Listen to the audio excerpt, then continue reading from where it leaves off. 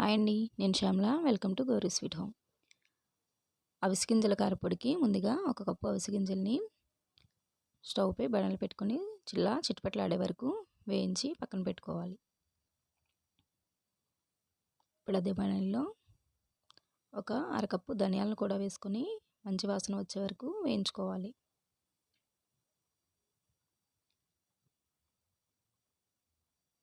ధనియాలు కూడా వేగిన తర్వాత 2 స్పూన్ల జీలకర్రను కూడా వేసుకొని వేయించుకోవాలి. ఇప్పుడు అందులో ఒక 10 ఎండుమిరపకాయలను కూడా వేసుకొని క్రిస్పీగా అయ్యే వరకు వేయించుకోవాలి. ఎండుమిరపకాయలు ఇలా క్రిస్పీగా అయిన తర్వాత తీసి పక్కన పెట్టుకోవాలి. ఒక గుప్పెడు కరివేపాకును కూడా వేసుకొని క్రిస్పీగా అయ్యే వరకు వేయించుకోవాలి. ఇప్పుడు వీటన్నిటిని ఒక ప్లేట్లో తీసుకొని చల్లారనివ్వాలి.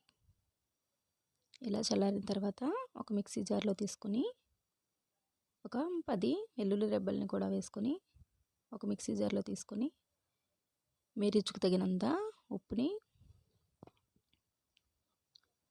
ఒక పావు టీ స్పూన్ నిమ్ముప్పును కూడా వేసుకొని మెత్తగా గ్రైండ్ చేసుకోవాలి.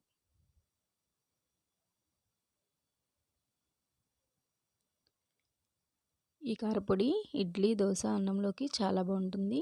అంతేకాదు అవిసె గింజల్ని మనం రోజు ఒక 2 స్పూన్లు తీసుకుంటే మన హెల్త్కి చాలా మంచిది.